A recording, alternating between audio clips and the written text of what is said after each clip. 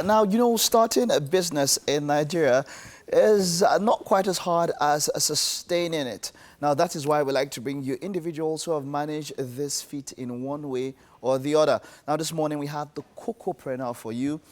Michael Ego is into coconut crunches and flakes and also cold-pressed coconut oil. Okay, it's great to have you. You're very welcome. Thank you. You're very welcome. All right, so good. Coconut, as we know, is something people has a lot of health benefits and all of that. But let's talk about your journey. How and why did you decide to go into production of food material from coconuts? Well, my journey into coconut or cocopreneurship started about 8 years ago. Okay. I wanted to eat coconut candy. Back then that's what we call it. And I went to the supermarkets to look for it. I didn't find any. So I told my fiancée, now my wife though. Okay. So let's just try and make it. So we got to the market, got 15 coconuts. We shredded it and with a small frying pan, we baked it. Although it didn't come out as nice as it is now, okay. We ate it with joy, And so you did it because you wanted to eat. It was just yes, for personal something. Okay. Yeah. Then how did it now move? Why did you now decide to start a business with it? Well, I looked at my neighborhood. I was like, since I need coconut candy and I couldn't find it, then maybe there are people out there also around my neighborhood that needed it, and maybe it's difficult for them to get. You understand? Okay. So the next day we had to do it again. This time it was better. Okay. And we're like, man, this thing's sweet too. Let's just move around and maybe sell to a nearby shop and all that. Okay. And see how it goes. All so right. The businessman me strolled in and we gave to a nearby school, actually, a primary school. Okay. Yeah, so before the end of the day, it sold out, just one day. So I was like, man, we have to look into this coconut thing again. You understand? So that's how it all began. You understand, the journey into the cocopreneurship. Okay, so entrepreneurship, we know it's not something that anybody can get into. What were the skills that you picked along the way that helped you as an entrepreneur to build your business? Well, entrepreneurship is a journey. You understand? It's not based on maybe what you read in a book or what someone tells you. It's a journey that you have to go into. And most times we try to gather a lot of money to get into entrepreneurship. But it's actually good you start small. Look around you. Look for what you have that you can use to produce what you want to produce. There's something you just said now. It is good to start small. Why so? Yeah, why would you advise someone to start small? I advise you start small because, like I said, it's a journey. You understand? So a journey, you take the first step. It's like you're climbing a mountain. You don't take a helicopter. You have to climb to gain that experience. All right. And also, most times when you walk on a high-rise building, you take the elevator. Entrepreneurship, you don't take the elevator, you take the staircase. The staircase, it's like because every step you take is important. There's a lesson to be learned in every step that you take. And when you learn those steps, you move on to the next level. And believe you me, when you start, let's say you start from the top, you might crash because you have no background knowledge or no understanding of the grassroots. Okay, now let's talk about the peculiar challenges doing business in Nigeria. What are the challenges you personally had to go through in your business that are peculiar to just Nigeria? Okay. One of the major challenges we had, especially after we've conquered our neighborhood, we wanted to go out, reach out to other neighborhoods. Okay. And some of them don't believe in what you have. They're like, what is this again? These guys have come again. Some of them, they even discourage you before you even present what you have.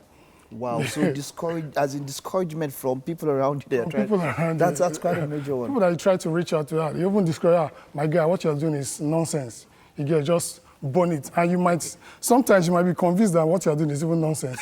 But there's that entrepreneurial spirit in you that say, let me just keep at it, let me keep going. Okay. You understand? And secondly, another challenge we have is logistics. Yes, that's the one I want to talk about. Transportation. In the coconut business, when you transport your products, your raw material, especially coconuts, you might have breakdowns of your vehicles. Your coconut might get spoiled. Yeah. All those are all on you. And at the end of the day, when it comes to pricing, when you put fixed price on your products, you understand, those challenges, they affect your cost. Okay. You understand? So those are basically the challenges that we face. And at the end of the day, when you increase price based on those spoilage that you get from your products, breakdown of vehicles, people might just withdraw. They say, no, the price is too much, we are not buying. So most times you are forced to stick with your initial price. You get. How do you now make money? How do you manage it? That's when the entrepreneurship spirit comes in. You have to produce more. So at the end of the day, you get a turnover of everything that you have produced. Yeah. All right, then how about issues of, say, power? We know that that's something that is quite a problem in this. How have you been able to deal with that particular challenge? Well, unfortunately, in Nigeria, that's something that we have to deal with as entrepreneurs. You know, you have to keep buying fuel, run your generator to produce all that you need to produce. And most times we try to go manual. Okay. So that we can reduce overhead cost on power. On power, all yes. right. So we try our best to reduce usage on NEPA. Okay. Yes, and we have to run generator and all of that. All right. So moving forward, in looking at your journey, moving forward, what do you think? Well, what are the things that would make you that you would need or that you put in place that will make your your empire or your business move forward? What are the things that you'd expect maybe government or what do you expect to be in place for entrepreneurs to move them from where they are, maybe to go on large-scale productions? What do you think are the things that will be needed? Well, first of all, if the government can give us a good road, number one, yes, and secondly, power. If those two things are in place, believe you me, most industries in Nigeria will thrive, especially in the area of power. That's all we need from the government. All right, good. Power. Now, you have one product, just coconut, but you do a lot of things around it. Let's talk about the different products that come, how you're able to put out all these different products just from a coconut. What are the products that you do? How do you spread it out to these different products? Well, that's why I say it's good to start small. Okay. When we started with just coconut crunches. Okay. Yes, we had no idea that other products were coming. Okay. But along the line, as we continued on our coconut crunches, our customers started demanding for more. Okay. They said, don't you guys do coconut oil? That we need your oil. Don't you do coconut flour? That we need your flour because it's healthy. We said, okay, let's look into it. So we got into the coconut oil. All right. First of all, we were cooking it. You understand? Because there are various ways you make the coconut oil. All right. So we stumbled into cooking it. Okay. And along the way, as we got in on our journey, you understand? We understood that there are various processes involved in the coconut oil. So we started doing healthy stuff without the flour, without the cooking. All right. So right now, the coconut oil that we do is cold pressed. So what do you mean by cold pressed? There's no heat involved. What does the heat do to the coconut?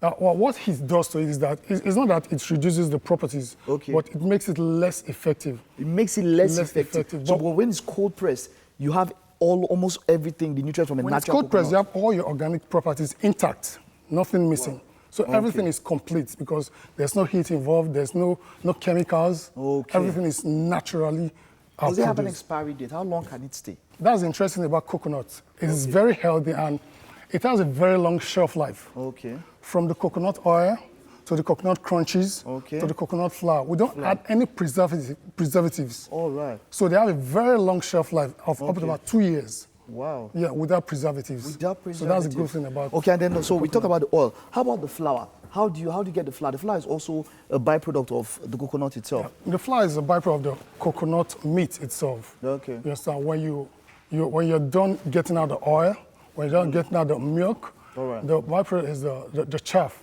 Okay. So the chaff is now is what you now blend. Okay. You get to make the coconut flour. Wonderful, wonderful. Thank you very much. It was great having you. I know some of you out there have been inspired by his journey and all of that. And we need more entrepreneurs to grow our economy. We do. Thank you very much.